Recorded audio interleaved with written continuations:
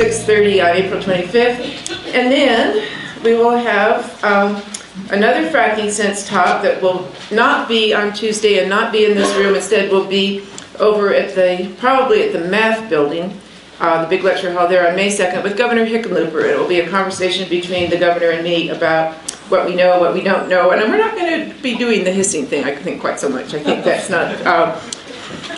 what we'll do is we'll have a session afterwards where everyone can hiss at me for prohibiting hissing, and that will be productive, and I'll be better for it. So that will be good. Okay. I'll look forward to that. I will be undefended. I will be open. I might weep as you hiss me. I don't know, something but I'll take it to heart and be a better person for it. So those are upcoming events. Then we'll follow our usual procedure with questions. So about half an hour into the talk, sylph-like figures from the Setting American West will glide around the aisles, and if you would pass your questions towards the middle, we can then have the sylphs pick them up, and that is actually a word. Some people have thought I've made that up, but it's actually a word. And they will be picking up the questions and bringing them to me, and it's worked really well for us getting every single question acknowledged and incorporated. There are more seats over here. You will not be able to sit with your dearest friends. Well, you might make a new friend, and that would be your dearest friend. So do disperse if you would like to be there. Then, I think that's all for arrangements. And now it is my privilege to introduce my comrade and colleague, Joe Ryan. Joe Ryan is the PI, the principal investigator for our big National Science Foundation grant on natural gas and fracking. He is somebody I got to know, was that like 20 years ago? I think so. Like 20, well, we had a program on restoration and remediation and the repair of injuries to human and natural communities. And I sent out an email saying to the faculty, who is out there working on restoration, remediation, and repair? And a person wrote back and said, I'm Joe Ryan, period, new paragraph. Why are you looking for me? And who are you? And who are you? That's right, who are you and why are you looking for me? Isolated in the engineering center. He was isolated in the engineering center. Look at all your friends here, Joe. Look at them. I don't know if they're all your friends, but you were not isolated in the engineering center now. You were out in the world. Joe Ryan has been at CU since 1993, so I think you might have just, sorry, it seems like you had just arrived when we got to you. So your isolation must have been about 2 or 3 months before we pulled you out into our world. He has his bachelor's degree from Princeton in geological engineering and his master's and PhD degree in civil and environmental engineering from what I always refer to when I introduced to him as that really rather gentle and nurturing institution, the Massachusetts Institute of Technology. Having survived that, he has gone on to a very distinguished career. And, excuse me, this is such a poetic term. He is a specialist in particular in the fate and transport. They're poets, closet poets, all those engineers. The fate and transport of contaminants in natural waters. You have much more biographical information here. I'll just mention he and his co-authors have published more than 60 articles in leading environmental engineering and science journals about a variety of these topics. And I'll let you again review these things for yourself, but I just want to say that not on here is a really important fact because it has just become a fact. The Environmental Protection Agency has a widely watched and consequential panel looking at natural gas and fracking, and a number of very distinguished scholars from around the country have been chosen, and researchers have been chosen to be on that, and Joe Ryan is on that panel. So,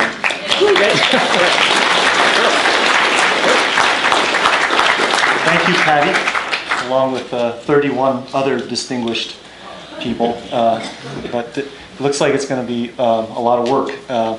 Thanks for coming tonight. I appreciate you all coming in the snowy weather. I've been bemoaning the snow because I'd rather be riding my bike right now, which is kind of a strange position for me to be in because our water well, where we live up near Jamestown, recently went dry, which cost us about $30,000 if you're in the market. And irony of ironies, after they drilled the 780-foot well and no water flowed into it, the next technique was to hydraulically fracture it. So I have some first-hand experience, paid for hydraulic fracturing. I don't know if that is a conflict of interest now. It worked. it worked. So, okay. So I'm going to talk to you today about the effects of oil and gas development on water quality. And there's a water molecule and methane molecule is the focus here. And let's start with this graphic right here to just get an idea of what kind of water quality pathways and possible locations could be contaminated. First of all, we've got our well, and it's going down to some great depth, usually depicted with some vertical scale that's trying to, depending on what your point of view is, trying to emphasize how far it is from the water table, or perhaps if you have another point of view, you might be trying to show it very close to the water table. So we're worried about potential contamination of drinking water aquifers from below and also potentially from above, where we have releases, spills, inadvertent spills to surface water that could end up getting to groundwater, or maybe we're using that surface water directly. And to try to put this into the context of our series here, we want to try to emphasize here or distinguish what we know and what we don't know, because we think that's been something that's been blurred a lot in a lot of the public discussion about these issues. And when we figure out what we know, what we don't know, like we do as good academics, we try to figure out what we need to learn to push more from here up to here. Now, as I was putting this together, I started to think of a few other categories. What we read on the internet, and what we learn in school, and That's great. what we've forgotten. And there's probably a few of these things we'd rather not know, and what we've learned in the previous sessions here, and maybe one more category from before, what we might choose to hiss at. But I ultimately came back to my mentor on this topic, Donald Rumsfeld, who famously quoted a few years ago about, not quite sure if we want to start off with this assertion, but there are no knowns. There are things we know that we know. There are known unknowns, but there are also unknown unknowns. And each year, we discover a few more of those unknown unknowns. And ultimately, that's what led us to trying to work on this topic, to try to discover a few more of those unknown unknowns. So we put together a big proposal, and I won't elaborate on all of the hoops we went through, but let's just, one little detail is it started out with 200 groups around the country, and we got funded along with one other group at Penn State that's working on climate change. It's a $12 million project, 9 different institutions involved, 27 investigators. We're focusing on the effects of natural gas development on air and water resources in the Rocky Mountain region. And we've got plenty of interest right here in Colorado, although we're trying to not make it totally Colorado-centric. And the general idea here is to gather information about what stakeholders consider the issues to be, put them into a system, a social ecological system where we can use that information to try to develop a framework that will help us develop policy, regulations, recommendations for better practices in a transparent sense. We know we need some science input, and so there's some important science elements in there, and I'm going to elaborate on the water quality one right here. We're going to be looking at the health effects. When we get to the last seminar in this series, we've got a professor from Pitt named Bernie Goldstein who's going to give us a little background on the health effects and risk assessment. And all of this information goes back into that social ecological systems framework, and then we hopefully disseminate in a large number of ways to a large number of different stakeholders what we've learned and that we're going to solve this problem. We've got 5 years of funding, and hopefully this is still a problem after 5 years, that we have something to solve. Right now, Japan is figuring out ways to get methane out of the methane clathrates at the bottom of the sea, and if they do that, all of this unconventional gas will probably be way too expensive, but we'll see how that goes. So hopefully we're still relevant. So some of the water quality problems we're addressing here is natural gas development affecting water quality. Stephen Osborne from Cal State Pomona is working on that problem, and he's going to be here this summer to get started on this, looking at homeowner water well sampling before, during, and after hydraulic fracturing. And I'll tell you a little bit about his work over in Pennsylvania a little later as a case study. My part of the project is looking at, in particular, about what do we need to predict the fate and transport of these organic contaminants that we might encounter in hydraulic fracturing fluids, in the water that comes back out of the well, both right after the hydraulic fracturing, which we'll call the flowback water, and then in the produced water as well, the water that comes out of the well over a long time as the gas comes out as well. And we've got two researchers, Zai Kath and Carl Linden. Zai's at the School of Mines, and Carl's here in our Civil, Environmental, and Architectural Engineering department, working on treatment of these waters, and whether or not, first of all, can we recycle it, and can we also clean it up so disposal is not such a big issue. And recycling would really be the preferred alternative here, because all the water that you can recycle means that much less demand. And Reagan Wascom, who was here a few weeks ago now, mentioned that, put that in the context of how much water we use in Colorado, and that recycling aspect could really change things quite a bit. Okay, so I mentioned that we're getting some diverse points of view here about what's known and what's not known. So let me start with this side of the points of view. The movie Gasland came out a couple of years ago. It was particularly convincing documentary, had a lot of personal testimony that was very difficult to ignore. If you could stand the camera technique of the camera moving all the time, it was actually an enjoyable movie. And the highlight of this and other documentaries as well have been, on the one hand, people who can light their tap water on fire, and other people who produce water well samples that aren't drinkable anymore.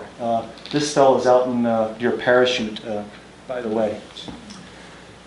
Another aspect of this that's come from, perhaps we could sort of refer to it as the environmental side, the environmental groups. This is actually a researcher who, Theo Colburn, who works for, or who has started an organization called the Endocrine Disruptor Exchange, and she's gotten into studying the natural gas development problem as well.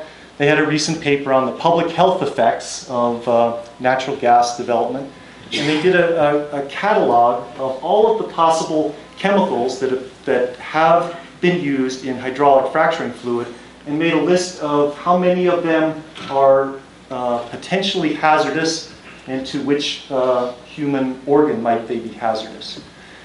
It's a discouraging sort of a list to know that these kinds of things are going into the ground, and that was probably their main intent in publishing this. But what one of the main points I want to get across tonight is the fact that these things are present doesn't mean that they're ending up in us, okay? On the other side, of course, once Gasland came out, various industry groups put together this response, Truthland, which is, it's not a cinematic height to be held up as an example. And then recently this Frack Nation just came out, and the big story about this one is the emphasis on how it was funded. It was funded through what's the crowdsourcing or Kickstarter. Thank you, and that it wasn't directly funded by industry. The industry side tries to emphasize that hydraulic fracturing fluid is 90% water and 9.5% sand. And just like ivory soap, 99.5% pure, how could it be a problem? And even that 0.5% of chemical additives are things you'd find on your dining room table or out in the garage or in your cosmetics cabinet or something like that. Trying to emphasize that these things are not the great hazard that, say, the other side is trying to portray them as. The other aspect of the industry's message is that the safety of fracking is ensured by proper construction methods, where the well casing is protecting any aquifer, with the blue line up here being the aquifer, and that we're getting these multiple layers of shields with steel and concrete as safe as this safe up here, as this vault.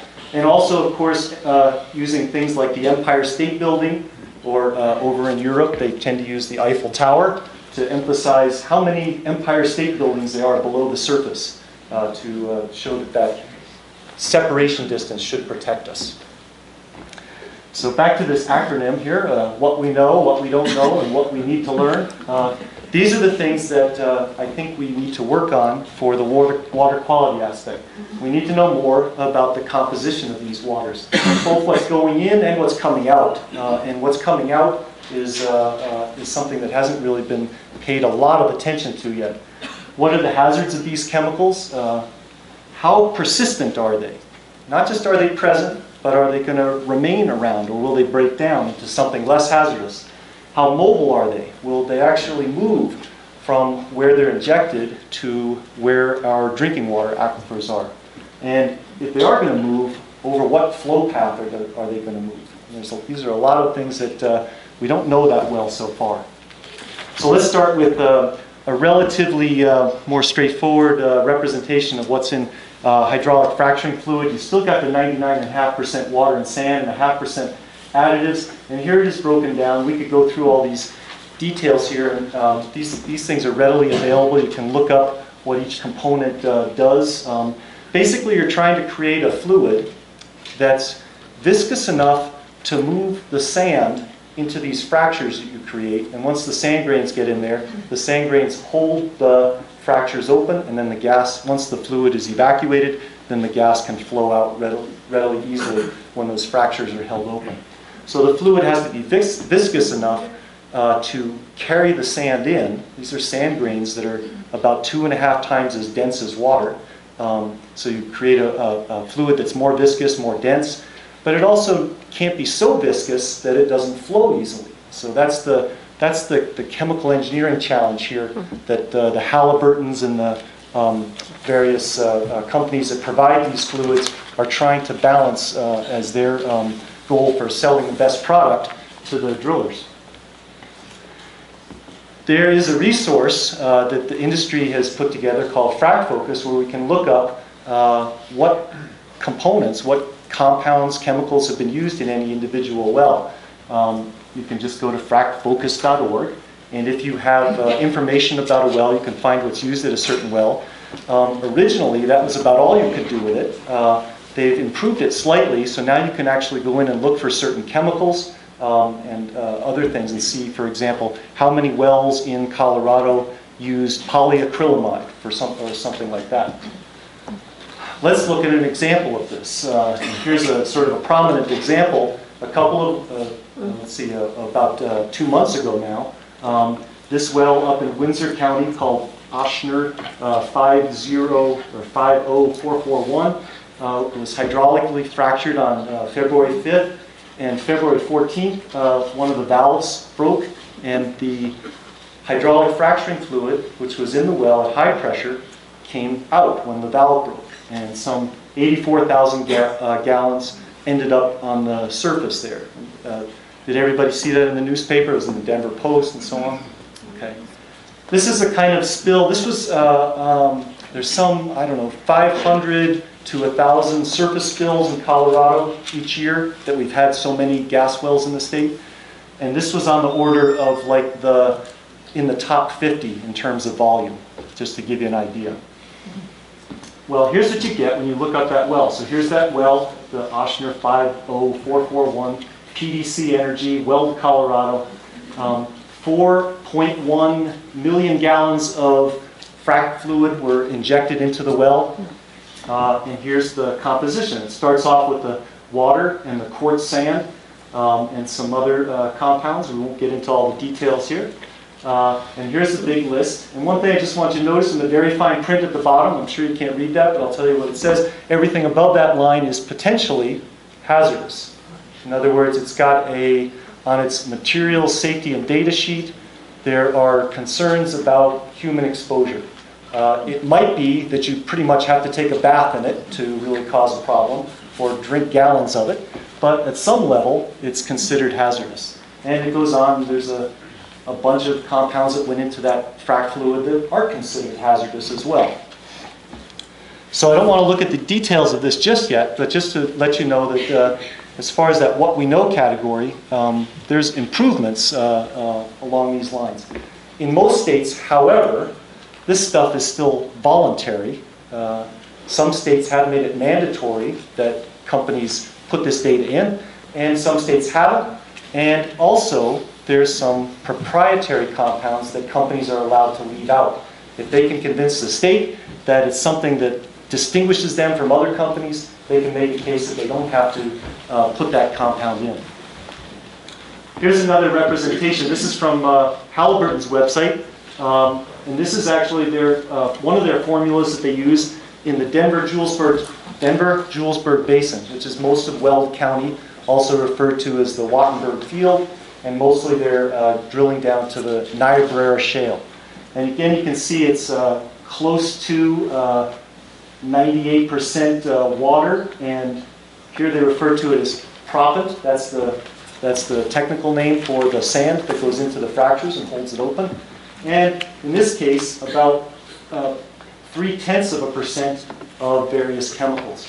And if you look at the details of which products these are, it matches up pretty well with what showed up in that previous well I just showed you, which perhaps that's an optimal formula for working on the Niobrara Shale.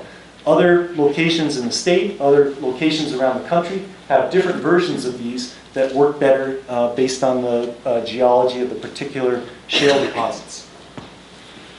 Okay, so back to this issue of risk. If we're worried about compounds, we have to have three things come together to really to make it worthwhile to spend our time worrying about them. We need some source. We know we have the source in this case. You can think of the fracturing fluid as the source. We need a receptor. That's usually us. We're usually worried about human health, and we're typically worried about exposure through drinking water. And one little detail about that we should often keep in mind is a lot of these potential contaminants in the hydraulic fracturing fluids are volatile. They may come up out of the ground in water, but once that water is in contact with air, they'll leave the water and go into the air. And there's a somewhat infamous case of what happened up in North Boulder about 20 years ago. There was almost a Superfund site in North Boulder from the release of some chlorinated solvents. The first response for the people who had water wells that were contaminated, they gave them bottled water to drink. But when you actually go through the risk calculations, it turns out that like 98% of their risk was from taking a shower or taking a bath, where you'd have this water at high temperature and the compounds would volatilize out of it and you'd breathe them in. So the inhalation pathway can come from the drinking water supply as well. Just keep that in mind. So here's a source. We know we have sources here, whether it's down at depth, and we need to understand eventually how that might get back up to the surface, or we've got sources up on the surface as well. Leaking storage pits, inadvertent disposal into surface water sources and things like that. Again, I mentioned we're the receptors, and now we start thinking about what kind of pathways might exist. And here's the thing where we've really got to put some thought into this, and what's realistic. If we're injecting these compounds down here, are there actually realistic pathways where they can get back up to the surface? As depicted on this particular schematic, you can see we're going through existing fractures or up the borehole itself and back into the drinking water aquifer. These are all possibilities, and we'll go back to these. But do we have a pathway? Do we have a source and receptor? If we have all three, then we might have a risk that we have to worry about. But if we don't have all three, in particular if we don't have a pathway, putting a lot of effort into worrying about what might be going in is misplaced. Okay, so once we think we have a risk, we can start to look at the actual chemicals. And what characteristics of the chemicals are we worried about? Are they toxic? Are they persistent? Are they mobile? So first of all, the toxicity, in some way, it's causing harm to the receptor. It could be some compound that depresses the central nervous system, like a lot of these chlorinated solvents do. It could be something that causes cancer, a carcinogen, like benzene. It could be any of a number of other effects that we could consider harmful. Something that causes birth defects, something that results in endocrine disruption, if we want to get a little bit fancier. Are they persistent? If you think of what the flow path is, how much time will it take them to get from the source to the receptor? And under those conditions, will these compounds still be in their original form? Or will they break down into something less toxic? So is it persistent or not? And lastly, is it mobile? Will it, if it's following a certain flow path, will it actually move with the water, or will it move much slower than the water because of processes where these compounds, we'll get into a little bit of detail about this, but they're sticking to the sediments and not moving with the water. Okay? So when these three come together, we have different categories. First of all, we might have some that are persistent and mobile, but not toxic. We don't have to worry about them, but in fact, we might even be able to use them as potentially as good tracers.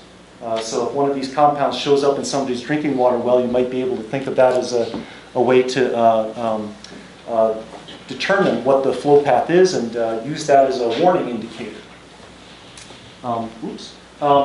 Some compounds won't be mobile. They might be toxic and persistent, but if they're getting stuck to the sediments and they never get to the receptor, then we don't have to worry about them.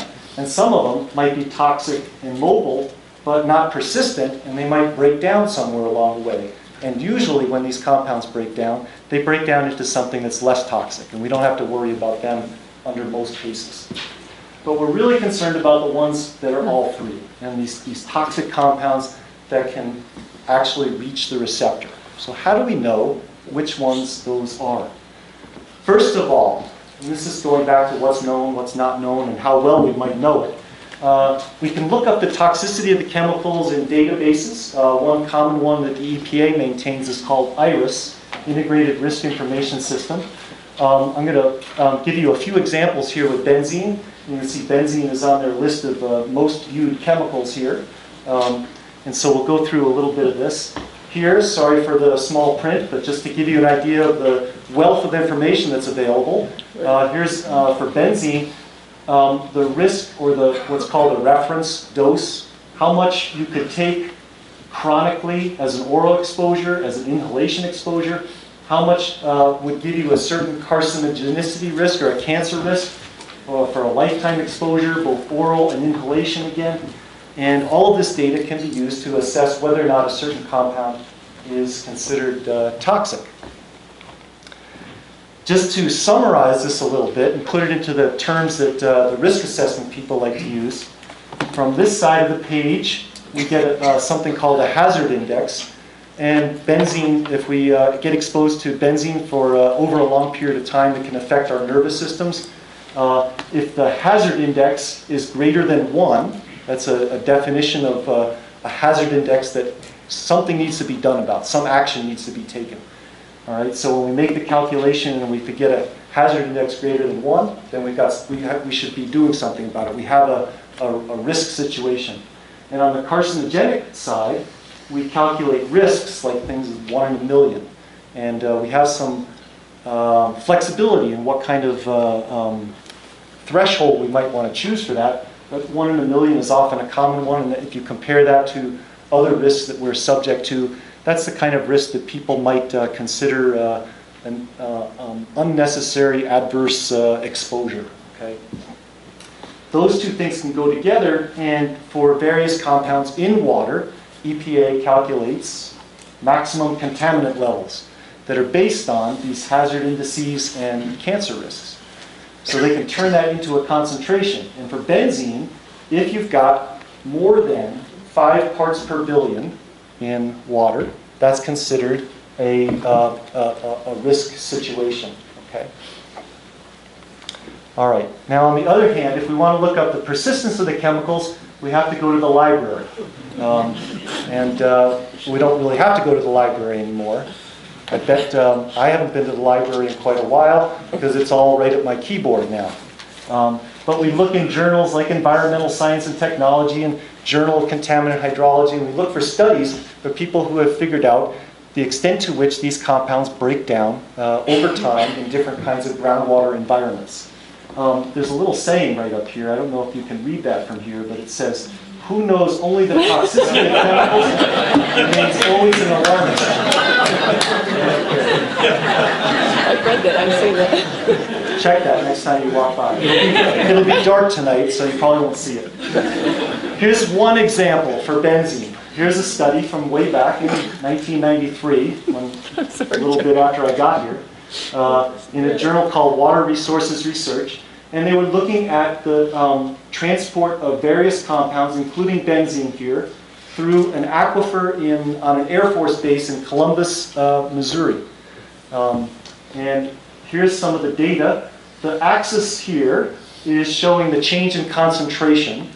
It's actually the mass, M is for mass, but let's think of it as concentration. And here's days after injection, so time. So they injected these compounds into the aquifer, which usually isn't a good idea for carcinogens. But in this case, the aquifer in question was already quite contaminated. So no harm. And with data like this, you can calculate an actual or a field relevant half-life. How much time does it take for half of the compound to disappear? And for benzene here, taking it to two significant figures, we get 99 days. Call it 100 if you want, based on how fast it degraded as they measured it moving along through the aquifer. Okay? So that's one kind of information we can use to try to make some predictions about what's going to happen in the hydraulic fracturing scenario. Okay, back to now mobility. How mobile are these chemicals? First of all, we need to know something about how fast the water is moving. It sounds simple, but not trivial. Also, for that matter, what direction is the water moving? Which direction does water move? Uphill or downhill? It moves downhill, so we need to know which direction it's moving, and that's sort of an important point, because we know in a lot of these situations, if you imagine where we are down in these shale formations, very deep, in a lot of cases, once the hydraulic fracturing is done, we're pulling water out of the formation. We're trying to get gas out of the formation too. And in some of these cases, one might actually think that water ought to be flowing towards those wells, not away from it, up towards us. So that's one of the things we have to figure out. Here's a little detail in the middle here. How much is the contaminant spreading? We'll skip over that one for now. But that's a process called dispersion. And how much of the contaminant is sticking to the sediment? That's what we refer to as sorption. There's all different mechanisms by which that could be happening. We'll try to stick to some of the simple ones. If you want to write the equations for this, which, for example, our colleague Hari Rajaram would like to do it this way, and he'll be working on this in particular for this project to try to understand this better and model the transport of these compounds. You have a term here that describes the dispersion and how fast the water is moving and how fast the compound's breaking down. And this one right here tells us how fast the compound is moving relative to the water. It's got a funny name. It's called the retardation factor. And it has nothing to do with the mental ability of those using this equation, but it's retarded relative to how fast the water is moving. So we might go look at some data like this here, where we've got concentration of some compound. This is benzene again, moving through some columns. This is as a function of time. And here's a tracer. In this case, it's a bromide. It's a salt, sodium bromide. And the bromide just moves with the water. So we see bromide goes from 0 up to this high concentration in what amounts to a very quick period of time. It moves through just as fast as the water does. Then we've got the benzene here. When it's moving through a column that contains only a little bit of organic matter, a little more organic matter, and what might be considered a lot of organic matter. And what would you deduce then is happening to benzene as it moves through this column? The more organic matter, the longer it takes for the benzene to get out, So this benzene's getting stuck to the organic matter. That's where it's sorbing, or that's where the sorption is occurring. More organic matter means the benzene moves slower. So we can take information like that and try to assess what would happen in a hydraulic fracturing situation. Now, as a poet, you said we were in the closet, but I'm coming out of the closet tonight as a poet, but I probably should have stayed in the closet after presenting this particular poem. This is an attempt to summarize all of that transport information in a limerick, and hopefully it's not considered any kind of honor, because it's pretty bad. It's a pretty bad one, but anyway, there once was a chemical named benzene, unfortunately a carcinogen. I told you that would be true. It persists in water longer than otter, and it moves one step for water's 1/15. I almost got the rhyme scheme right there. I think I might have one too many syllables here or there. And that asterisk, that would depend on how much organic matter is present too, and that just did not fit in at all.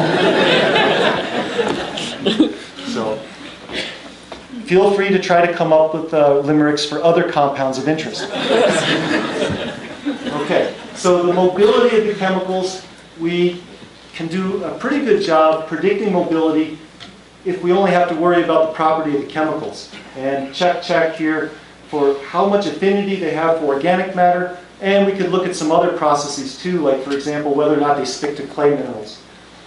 Now on the other hand, about the sediment, we need to know how much organic matter is present, how much clay minerals are present. That's not so hard to measure. Well, of course, some of these things are like, 7,000 feet below the surface, so that does get a little trickier. But the real trouble is we don't know which flow path we should be really concerned about.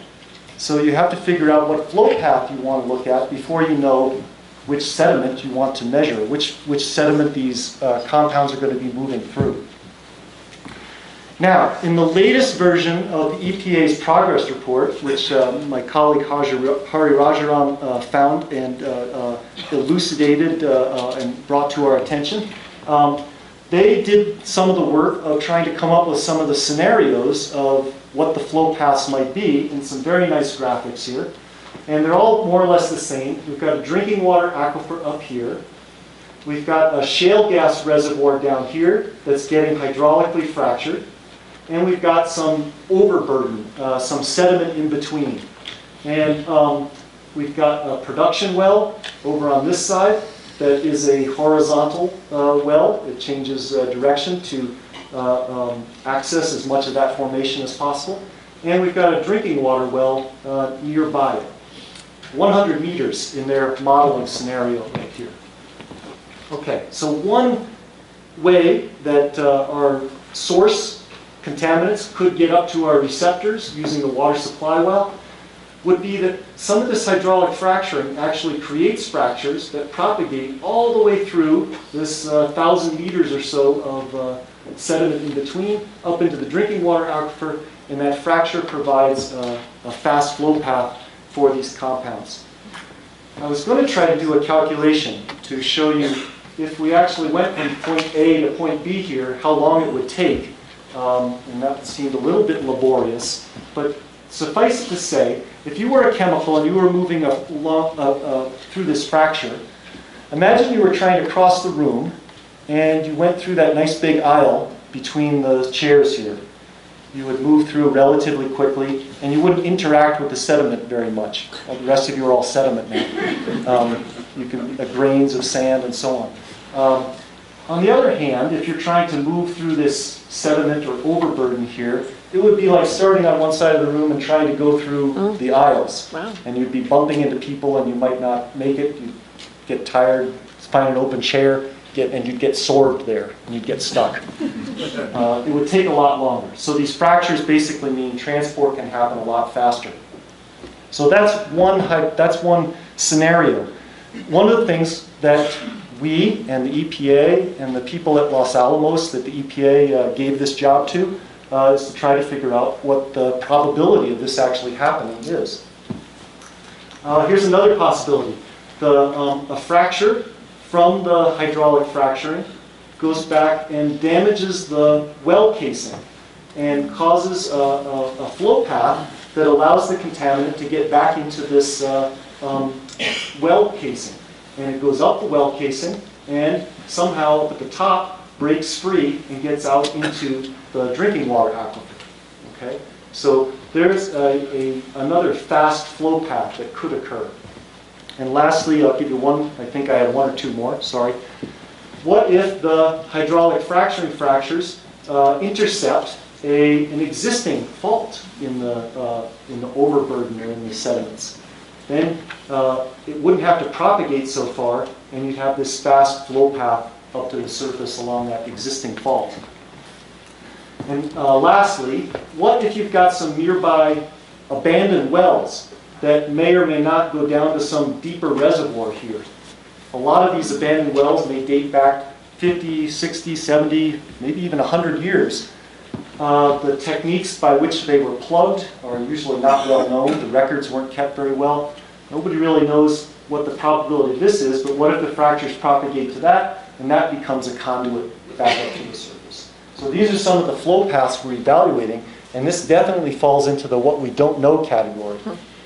We have very little information about what might have happened in the few cases where we've seen groundwater contamination, and we have, I would say, limited ability. We're going to have to put a lot of hard work into trying to assess what the probabilities of those different pathways are.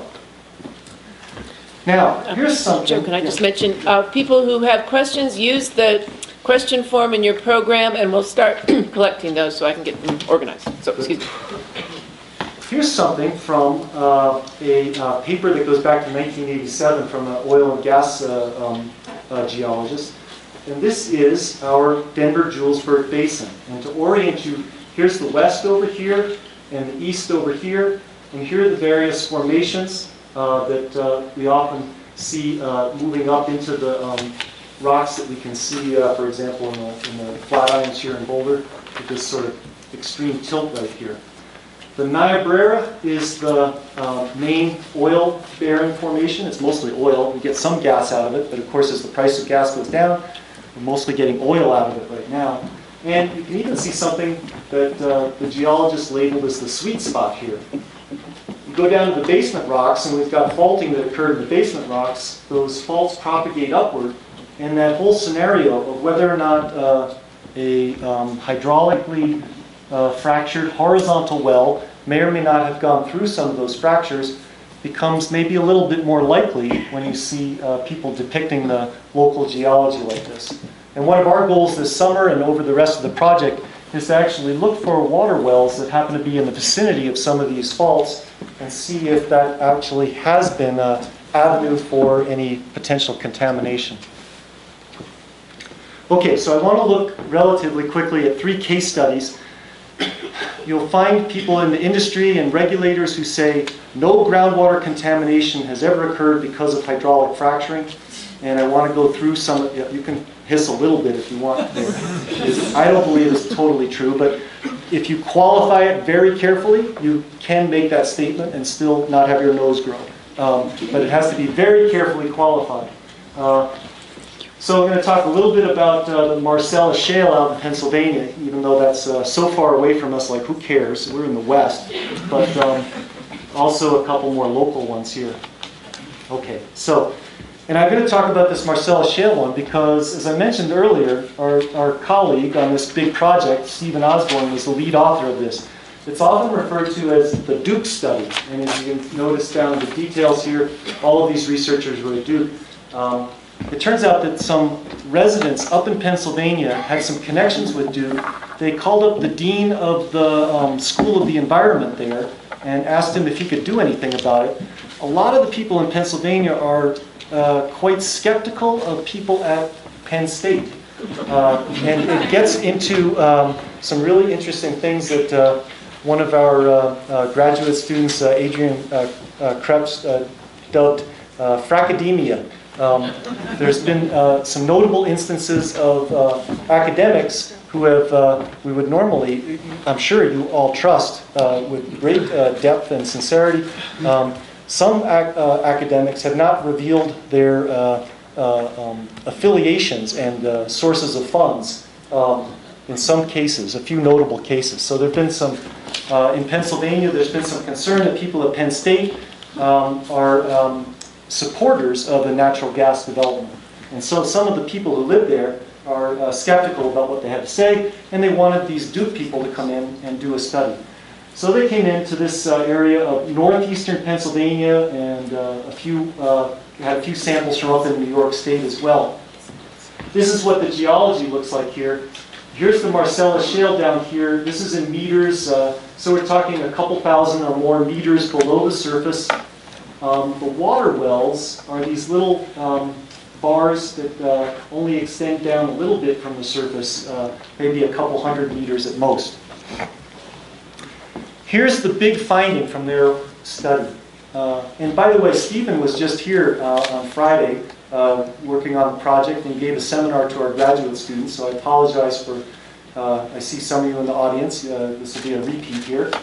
But they took samples at about 60, 70 wells or so, and if they were measuring the methane concentration in these wells that were within, about 1,000 meters or a kilometer of an active drilling area, you can see the methane concentration had a good chance of being quite high, up to, in the ballpark of like 65 milligrams per liter. And if you were further away, this goes out to about 5.5 kilometers, you were a lot less likely to have a lot of methane in your well. One really interesting thing about this, when you get up to like 65 milligrams per liter, you know, when you open up a carbonated beverage, a Coke or whatever, it's got about 2 atmospheres of carbon dioxide pressure in it. Okay, that's what the carbonation is.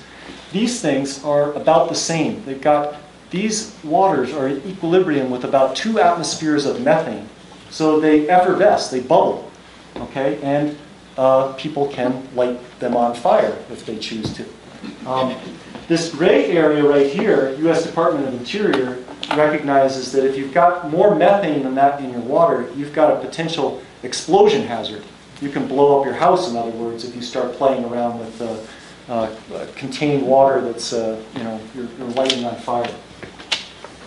Now, they did one other pretty sophisticated thing with their water. They looked at how much of a certain carbon isotope, carbon-13, was present. And this is a technique that you can use to tell how the methane was formed. And we have 2 very different end members here. One of them is called microbial methanogenesis. And basically, think of like a swampy area at the surface of the earth. And the other one's called thermogenic. And now think of these shale formations that are many thousands of feet below the surface. Lots of temperature, lots of pressure. The generation of methane there has a different carbon isotope signature than the methane formed up at the surface. So if you measure this, how much of this carbon-13 is present, you can see that for these wells that had high methane concentrations, they typically form in this, they fall in this thermogenic area, which basically means that the methane that was showing up in most of these wells was coming from the depth. It was coming from the deep formations. It wasn't methane that was coming from near surface. Okay, so that augmented the evidence that the methane was being caused by the natural gas development. Okay. Some of the summary elements of Stephen Osborne's paper here was that, first of all, methane itself is not a contaminant. It has no direct health effects other than exploding your house. But it has no health effects like we would think of benzene, for example. They were undecided about what the flow path would be. And one thing to think about here is that I've been talking mostly about contaminants that would move in water. Methane moves as bubbles, and the bubbles may move very differently from dissolved contaminants in the water, but they still don't really know exactly what the flow path was. They had some ideas, and they talked about them in pretty much in good detail in their paper, but they left as an open-ended question. The industry has critiqued their paper quite a bit, and one of the main critiques is that there's no background monitoring. Nobody knows what happened before the hydraulic fracturing. Anecdotally, the homeowners reported that they didn't have water quality problems before the hydraulic fracturing. But if we have any lawyers in the audience, you can imagine how that would stand up in court. To really prove it, you need to have some measurements before the hydraulic fracturing occurred. Now, let me also mention here that we've had problems with methane in gas wells in Colorado as well, right here in the Denver-Julesburg Basin or in Weld County, and 3 of them were mentioned in the movie Gasland. One of them, in the case of the Ellsworth family, the Colorado Oil and Gas Conservation Commission examined the methane isotopes, and they found that the methane in this well was actually thermogenic, and it was related to the oil and gas drilling.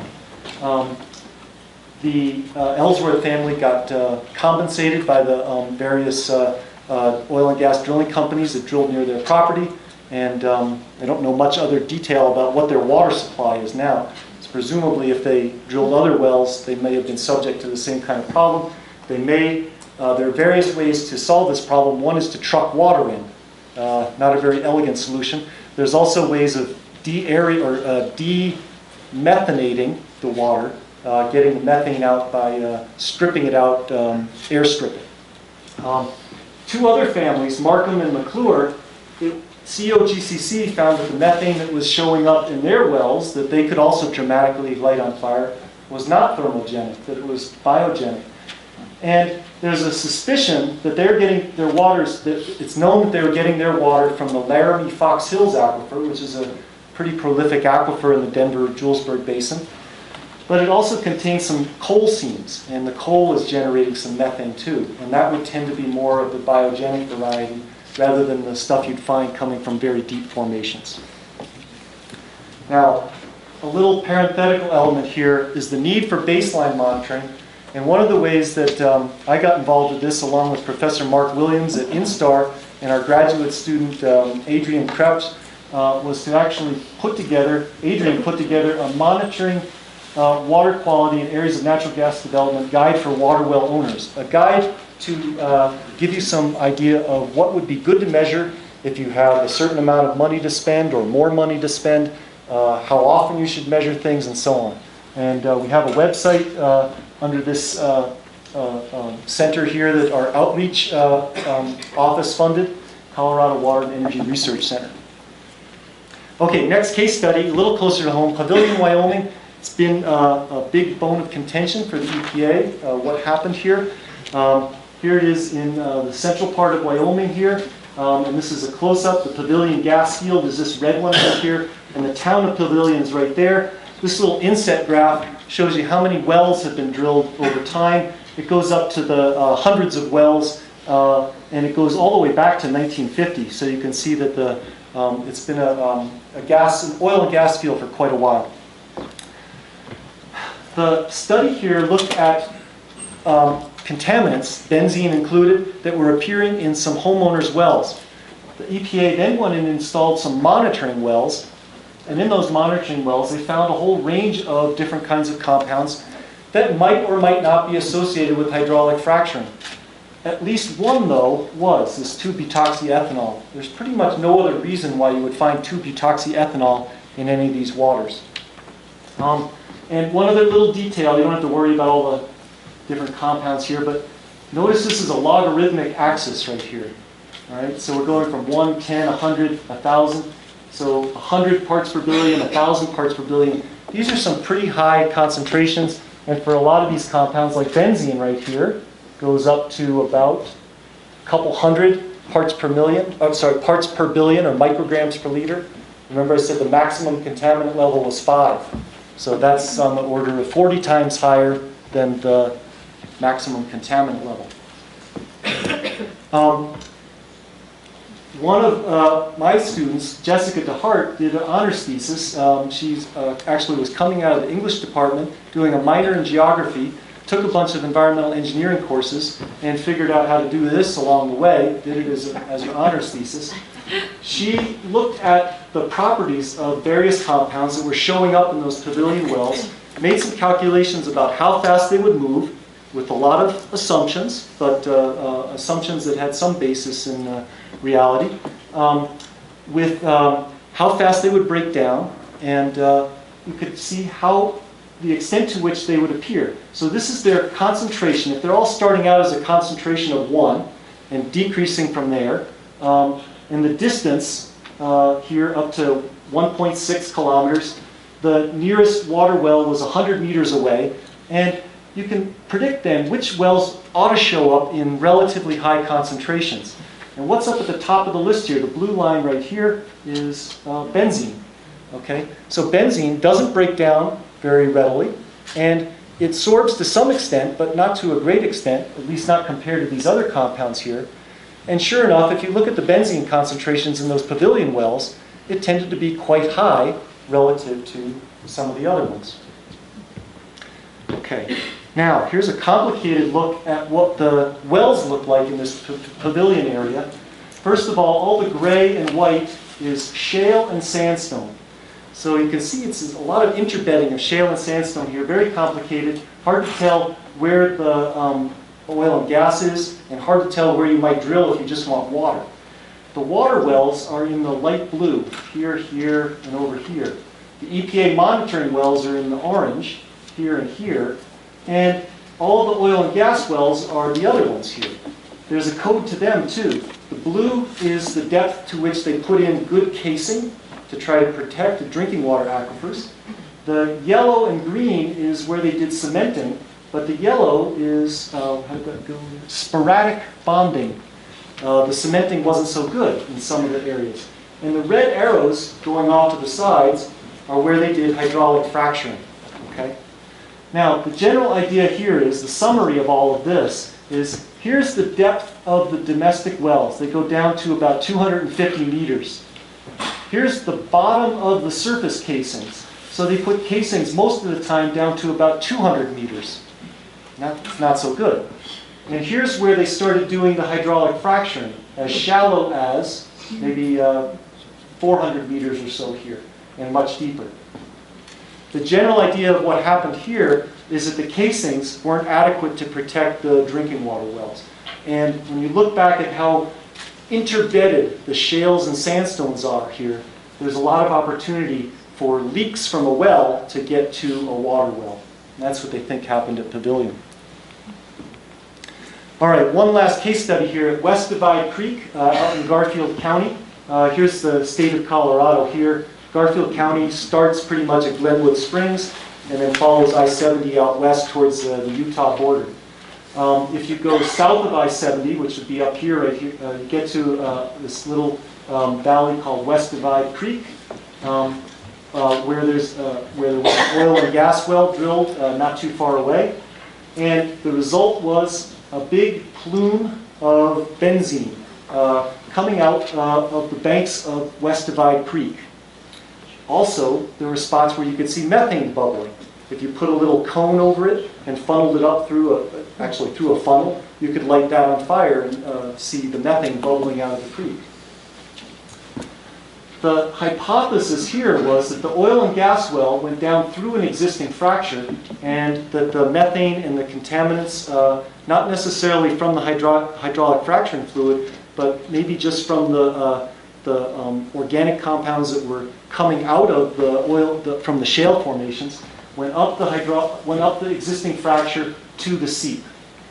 And Jessica DeHart also looked at this case and said, under what conditions would you expect high concentrations of those compounds to get there if you had fractures, if you compare flow paths through the sediments versus through the fault? In one case, you could say the benzene concentration wouldn't be diminished at all. And in another case, you could say if it's going through the sediments, you wouldn't expect to see any benzene at any time in the near future in our lifetimes. It showed up, therefore, one would that confirms the idea or reinforces the idea that the fracture might be important here. Okay, so back to Donald Rumsfeld. Known knowns. First of all, I want to get across the point that we've got a relatively small number of chemicals of concern. When you hear in Gasland that there's 596 chemicals, or when you read certain papers or there's hundreds of chemicals we need to worry about, don't believe it. When you start narrowing it down to the ones that are toxic, persistent, and mobile, the list gets much smaller and much more manageable. for us environmental engineers, we're trying to figure out what the fate and transport is when we're not composing limericks. Some of the work that's been done seems to give us some confidence that existing approaches that we use to figure out fate and transport can be useful to predict risk. We know we're doing this with a lot of uncertainties and a lot of assumptions, but we can calibrate things to what has happened at some of these sites and be able to extend that to future sites. I think we would say for the number of oil and gas wells that have been drilled, some 50,000 say in Colorado, put 50,000 on one hand, and the number of contamination events that we've seen in Colorado, on the other hand, might be 5 or 10, that despite the alarm about hydraulic fracturing and natural gas development, we're seeing a pretty low rate of groundwater contamination. It's not never, but it's not as frequent as some of the high level of concern, for example, right here in Boulder County, might lead you to believe. Some known unknowns, some other things we have to figure out. We still know that there's some proprietary chemicals out there that we don't know what their behavior, we don't know what they are. So we can't predict their risk if we don't know what the chemicals are. There also, though, there's some efforts to reduce the risk, and you probably saw in the news one of our future seminar speakers that Patty mentioned earlier demonstrated the clean stim that Halliburton's developing using just food-based additives for hydraulic fracturing fluid. So there's some hope that these companies are responding to concerns. Flow paths. I should have put that in big, big letters. That's the big unknown. We don't really know how things are getting from the source to the receptors.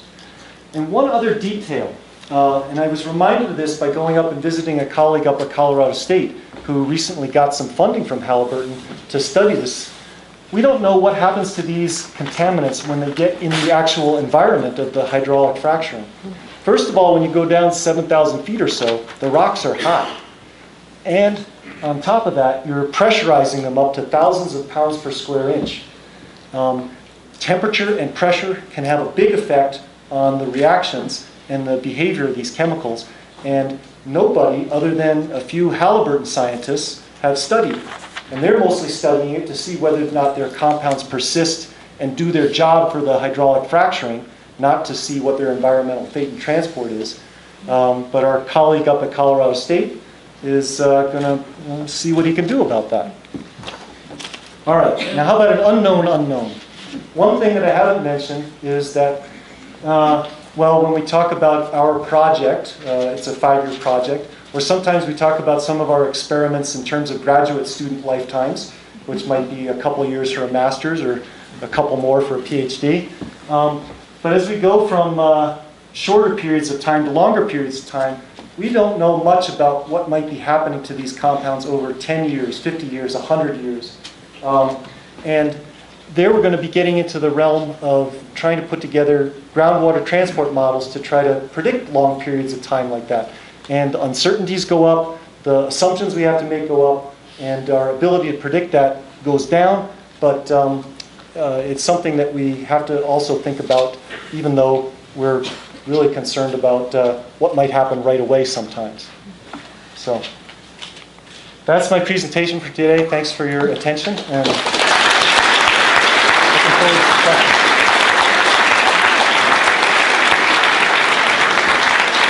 Okay, Joe, I have some questions for you. I'm going to, oh, that's not where I'm going to start, pardon me. I'm going to start with some questions that are particular, well, some of these may or may not be ones, I'm just going to get these, I don't know what you're going to do with seismicity, but I just want to get a few things that people wanted to talk about first. So, how are the flow paths for contaminants affected by earthquake activity? Well, that's a good question. Most of the time we've been seeing earthquakes associated with what people refer to as hydraulic fracturing. They're actually associated with the disposal of the wastes generated by hydraulic fracturing or by the produced water that comes out of the wells. So we want to make sure we get that point first of all. The disposal of these wastes is often occurring at great depth also. And if you go and look at the EPA's regulations, you have injection wells that are allowed in certain formations that are considered never to be a possible source of drinking water. And so I guess the upshot of that is we know very little about what happens to those compounds that are injected down at great depth. When seismicity is associated with those, I don't think we know anything really about whether or not that enhances the movement of those compounds, because typically they're at such great depths that we wouldn't necessarily see them for a long time, if ever, anyway. So I would have to say that's a definite unknown. Well, and you were speaking of injection wells, which is a great coincidence. Are they not a prime potential water contamination vehicle? There's been some debate recently about how the EPA's rules about where we inject waste, whether or not they're still adequate. And one of the concerns about this, well, the rule basically says that if you can identify a geologic formation that's deep enough that it would never be used for drinking water, then you're okay in terms of getting approved to inject waste there in general. One of the problems with that is that as water has become more and more scarce, communities are being forced to go deeper and deeper and use water that's of poorer and poorer quality as their drinking water. One article I read about this cited a town in Wyoming that's drilling down to 8,000 feet. That sounds familiar, right? And they're getting out water that's basically like a brine, so they have to desalinate it. They're spending a huge amount of money on their water, but if they weren't, the town would dry up. So EPA has to reevaluate some of its rules probably in light of drought, which I heard is over, by the way. And in light of drought and the need for some municipalities to go to some pretty, what's considered extremes to get water. I have a couple of questions now about possible treatments for the problems of frac fluids. What about microbiology as a mechanism to alter frac fluids? Is it important, aerobic versus anaerobic? Yeah, definitely. If we're talking about the environmental fate and transport of these compounds, knowing what kind of environment we're in, anaerobic, without oxygen, or with organisms that thrive without oxygen present, that's, for example, a prime environment for benzene to degrade. When those kinds of organisms aren't around, or when there's oxygen around, benzene tends not to degrade. We don't, again, going back to flow paths, we don't know the flow paths, so we don't really know much about what environments might be present along those flow paths. And so that's one of the big uncertainties in making some prediction about how persistent a certain compound is as it goes from the source to the receptor. Catalytic destruction of toxins. Has anyone tried introducing catalysts that might deactivate toxic chemicals? Could that be done right after fracking?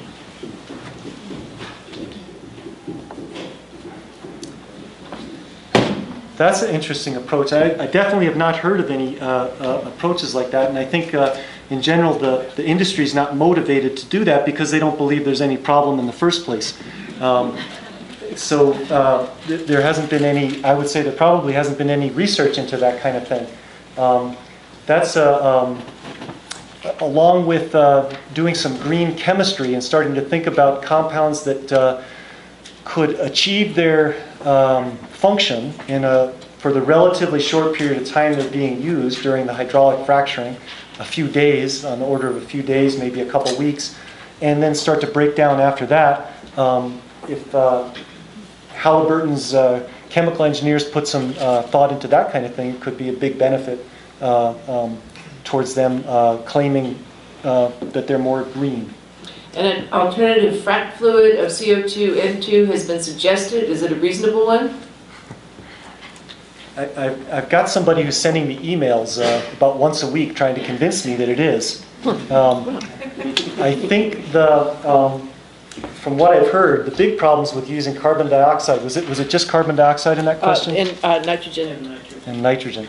The one proponent I've heard is proposing just pure carbon dioxide, it's expensive to get that much carbon dioxide present, and you'd also be operating under much, much higher pressures. And so the work site apparently becomes dangerous. You can see we have spills like the one that happened in Windsor, where the flowback water broke a valve and spilled. I think the spill was uncontrolled for 3 or 4 days.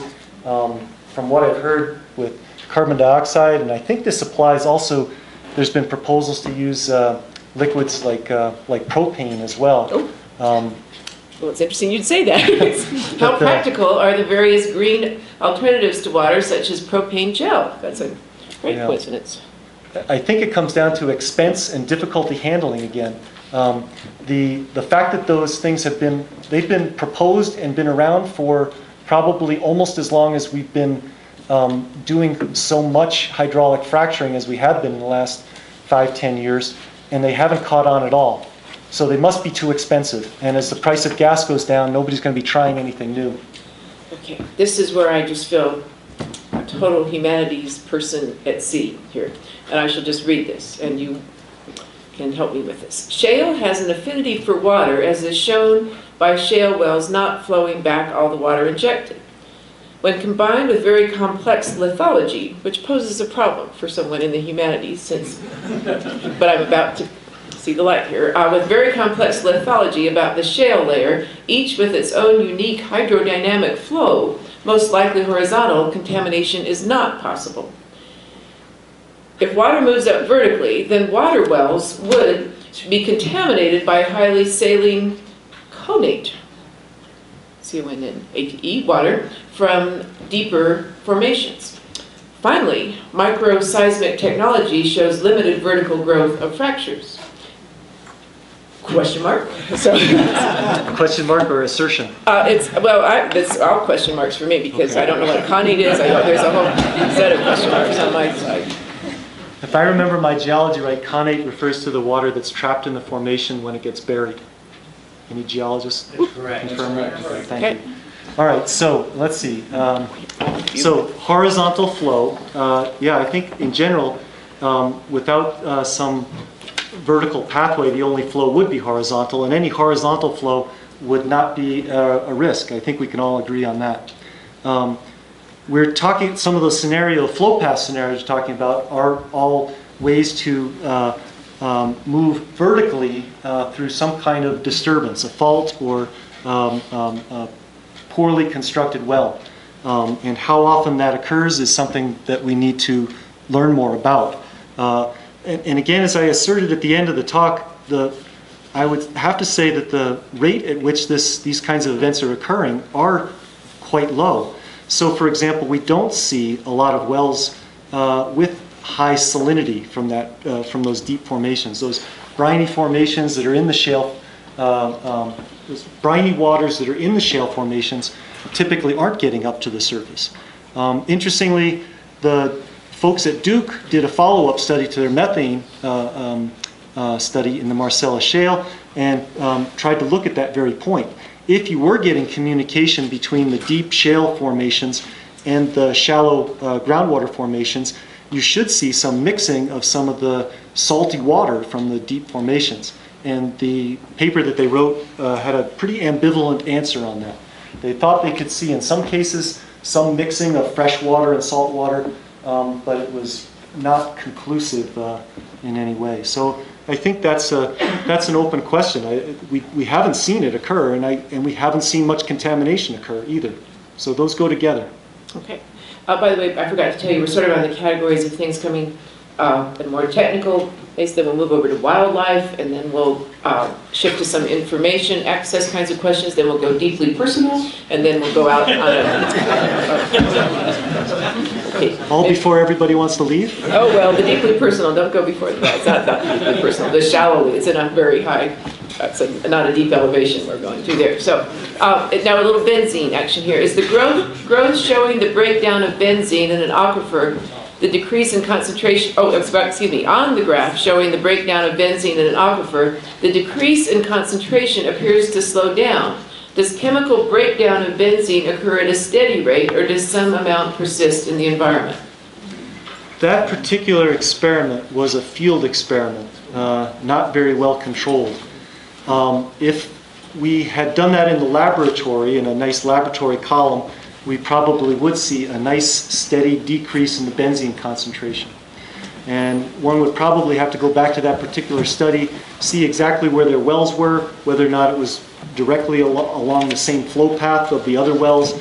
There are a lot of things that could cause a slight deviation from that might make it appear that that degradation didn't continue. And then, just a clarification, benzene is a chemical that degrades rapidly or slowly or in the middle, or what's the pace there? I would say compared to some of the ones we're concerned about in this context, it's somewhere in the middle. It's not fast. It can be on the slow side if we're not in the right kind of environment, the anaerobic environment, to have it break down faster. As you can see in some of those results, it can persist long enough to show up in these wells. So that's a time scale that we're really interested in. Was this only a moment's distraction, or did you actually ignore the many contaminants from the target formation? From which formation? From the target formation, from the area being fracked, I guess. Reservoir rock. I did ignore them. Thank you for pointing that out. So yeah, the water, the hydraulic fracturing water that goes down into the formation also picks up a lot of contaminants, and both as part of the flowback water that comes back right after the hydraulic fracturing, and then probably over time, more importantly, as the produced water comes out of the well, along with the gas over the life of the well, there are contaminants that continue to come out. A lot of organic contaminants, like benzene, polycyclic aromatic hydrocarbons. Add another ring to benzene and you get naphthalene, and another ring you get anthracene. And all of these can be present, as well as a long list of other potentially hazardous compounds. And all of those are things we may have to be concerned about in certain situations as well. Yeah. Is this statement true? If you create flow paths, then all components of hydrocarbons become potential contaminants. Yeah, I think that goes along with the previous question, that anything that's getting dissolved from the shale formation that's hazardous can ultimately follow those flow paths back out. Not just what we inject, but what gets dissolved out of the shale formations as well. And there are a good number of organic geochemists who have put a lot of effort into characterizing that for some of the other oil and gas formations that have been active for a long period of time. There's a nice few pieces of work for the Powder River Basin in Wyoming, for example, where they've taken those samples, run them through all of our fancy instruments, and characterized all the different kinds of compounds that are present. And there are compounds that we should be worried about as potential risk factors. Does hydraulic fracturing pose a threat to disrupting the water table in such a way as to change nearby sediment or mineral chemistry? In other words, can free chemicals once bound to the sediment or with minerals, or bound with minerals, or can they bind with minerals so that they can contaminate surrounding groundwater? If so, how does that fit into risk assessment? I think I'm going to answer that one. Okay, yeah.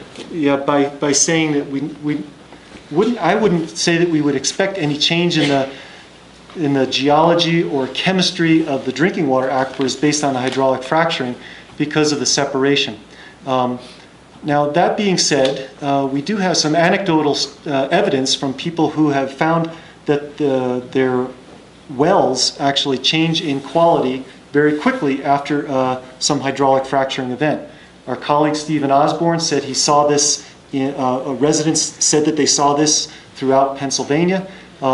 There's a relatively famous Colorado case down in the Trinidad area where a well owner had a dispute that had to get resolved by the COGCC, not in his favor, where he saw disturbances, a degradation of his water quality right away.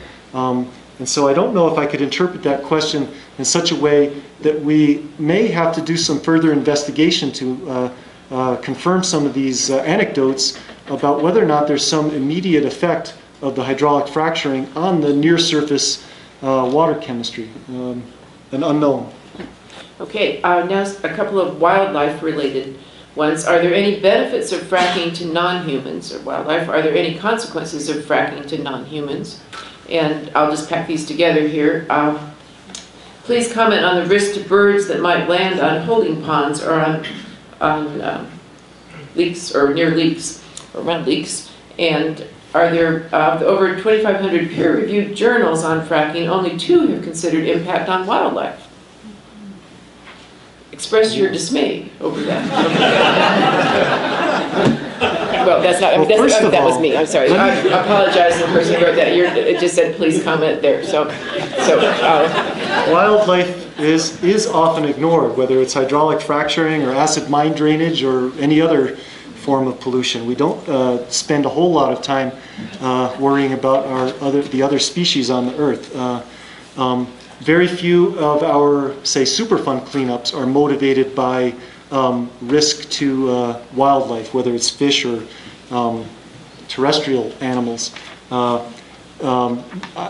We've got plenty of experience here in Boulder County with abandoned mines, and the only reason anything ever happened to clean up any of the abandoned mines in Boulder County was because the EPA perceived a threat to left-hand water district's water supply coming down Left-Hand Creek. So yes, we're ignoring wildlife. Only 2 out of 2,500. I have not read 2,500 papers on hydraulic fracturing. That's for sure. So I'm not sure about that ratio. But I've never seen any that considered the effect on wildlife. Maybe one could say wildlife will benefit from natural gas development instead of coal being burned in our power plants in the short term. There's a benefit, I suppose, but it's not an area that's been considered much. Well, sage grouse has been studied. Okay, that's sort of more of a that's a habitat issue. Yeah, I guess that's a good point. Okay, so we'll, and another question here is actually for Nick Flores in a few weeks and not for you, so okay. There's that, and we'll reserve wildlife and come back to that in a future session. And these are now about the secrecy issues of fracking, which you had mentioned here. One of the biggest complaints about fracking has been the secrecy of the ingredients. Your presentation seems to say that it is now public information and the chemicals are not worrisome. Is that an accurate summation? Partially. I did mention at the end that there's still a number of compounds that companies can get decreed as proprietary, that they don't have to reveal. We may have some questions. We don't know what they are, so we don't know how hazardous they are. Why would they consider them proprietary? Maybe you may think their motivation is to hide hazardous chemicals. There's also the fact that they may have something that they think their competitors would use and be able to sell more hydraulic fracturing fluid, which is their business. We don't know. What was the end of that one? Oh, good Lord. That there's no hazards? Was it an accurate summation to say that the chemicals are not worrisome? Well, we don't know about the ones we don't know, back to Donald Rumsfeld. But I do want to get across the point, I said it before, various activists in the field have talked about the hundreds and hundreds of chemicals that have been used in Gasland. They said 596. We feel pretty confident we can narrow it down to a handful, more like 20 or 30 of those that have those characteristics that we really feel we have to be worried about whether or not they're going to get to us and be toxic when they do get to us. So dealing with a smaller list like that is a whole lot less discouraging as an investigator, and hopefully can get you focused on the ones that are really of concern. And there still are some. What about drilling where uranium and radium have been mined? Is there a risk of uranium contamination? We know in the Marcellus shale there's a lot of radioactivity coming out with the flowback water and the produced water, which echoes a question that was asked earlier. What's coming out of the formation that wasn't put in? They refer to that as naturally occurring radioactive materials, or you might see the acronym NORM, and not associated with cheers in any way. So areas where uranium has been mined could, the big issue with uranium mining is that you put a solution into the ground to get it to mobilize. You try to oxidize it. In its normal form, it's not mobile, and so the changes that we would see because of hydraulic fracturing, I wouldn't necessarily say would cause that mobilization, like in the mining scenario. So I don't see that as a big problem, but anything that does come back out of these formations with the produced water could, in some cases, has been radioactive. I don't know of any cases in Colorado where there's been any significant radioactivity, but yes, it has been an issue in Pennsylvania. What is the best source of information on the main companies doing fracking in Colorado? That may be. Yeah, well, the website that I mentioned earlier, Frack Focus, in addition to being able to look up all those chemicals, which I'm sure you're dying to do, you can also get a list of all of the companies that are involved in the drilling of every well. You can get a map view, you zoom in, you see individual wells, you can click on each individual well and see the history of that well, who drilled it, when it was hydraulically fractured, and so on. In addition to that, there's this one website, I hate to admit this, I found a great website that shows where drilling and hydraulic fracturing is actually occurring in Colorado, updated on what appeared to be like on a daily basis. And I can't find it anymore.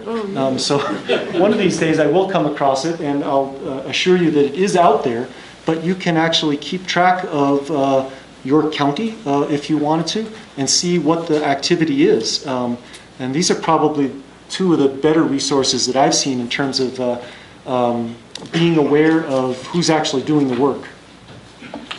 Was Gasland funded in part by Saudi Arabia?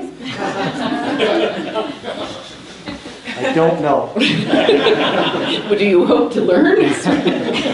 Okay, then now we're going. Okay, so a question about your water well, and this is the deeply personal one. Was the water contaminated with frack fluid when they fracked your water well in Jamestown? If not, why not? If yes, did it eventually clear out? How do you feel? Does your head hurt? It's just I was rather shocked to hear that a normal mode was to follow the drilling with hydraulic fracturing, but I was comforted by the fact that the fellow who does it, whose name is Ray Boyle, if anybody's looking for him, I'll recommend him right here, Well Improvement Services. He uses only water, tap water. So in our case it was Lion's tap water. So maybe it had a little chlorine in it as a disinfectant, but other than that, it should have been safe to drink. So he was using only the increased pressure of the pump on his truck to push the water down and open up the fractures in the granitic rocks below our property. And if it had been otherwise, I probably would have had some reservations about doing it, because but I think I would have been in a good position, and hopefully you're in a little better position after tonight, so you could have evaluated what he was putting in, if he was, and make a decision about whether or not you want it. Okay, well, I'll just ask you the question. Joe, have you ever considered a lyrical career?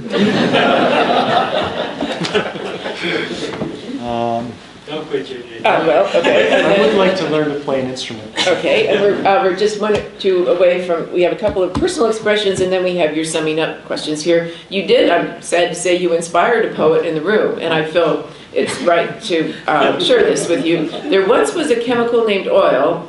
Oh, by the way, this person had the problems that you had when you were composing yours about what the rhyme scheme and so on is with deliberate. Okay. There once was a chemical named oil. To find it, you dig in the soil. When you frack, it comes faster without polluting your pasture.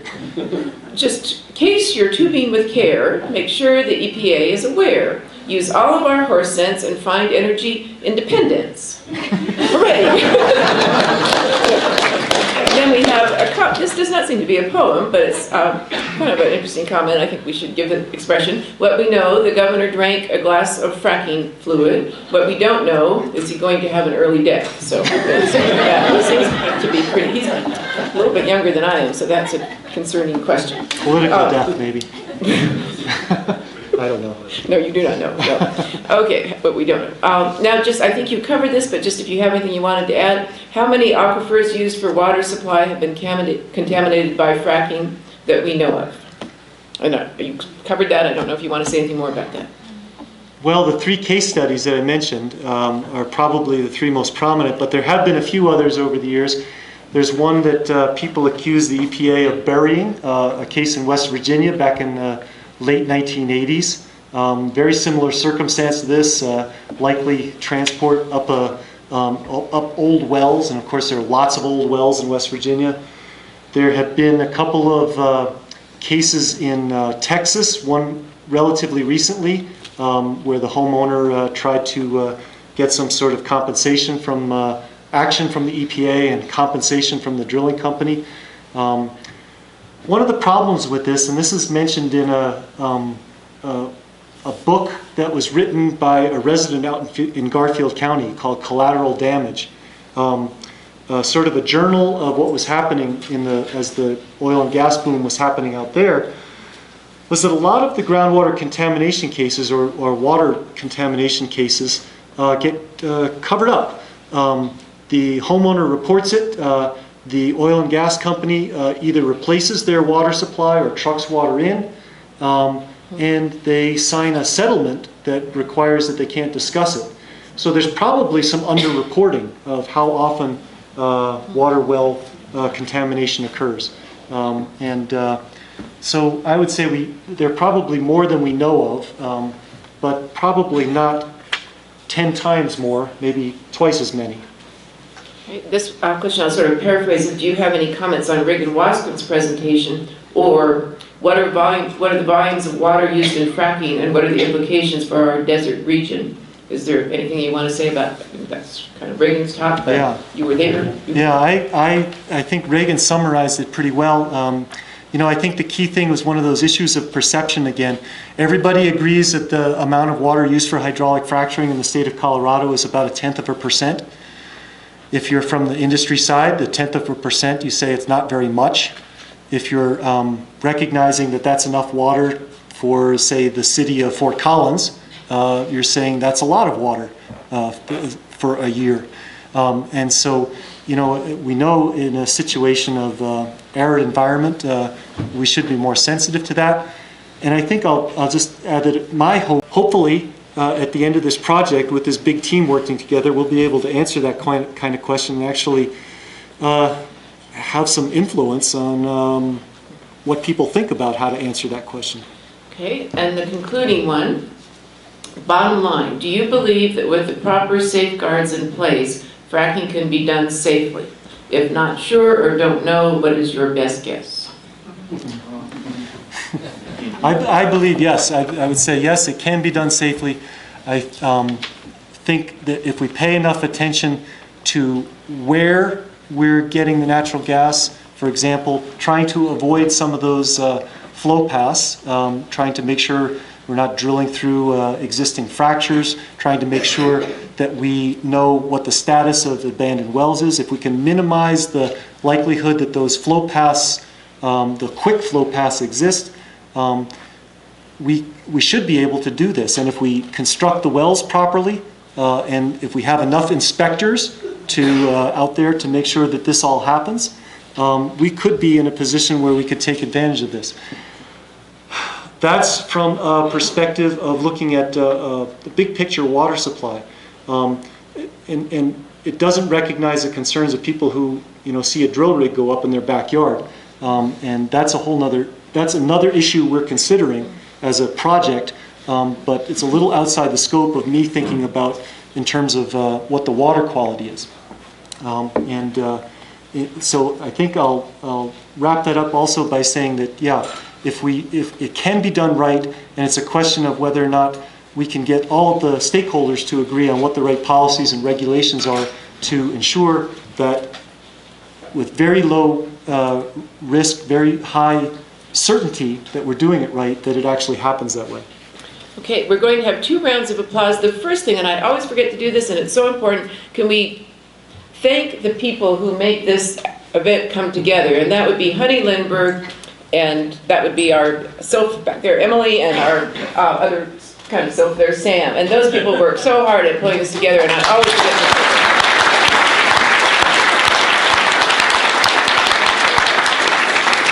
And then, the big round of applause here for our most excellent speaker, and you can see why I'm so happy. I sent that email years ago and said, "Are you there?" And he turned out to be here. So here he is, Joe Bryant.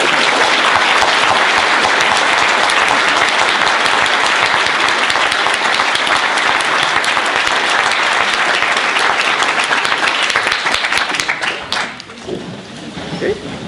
That was good.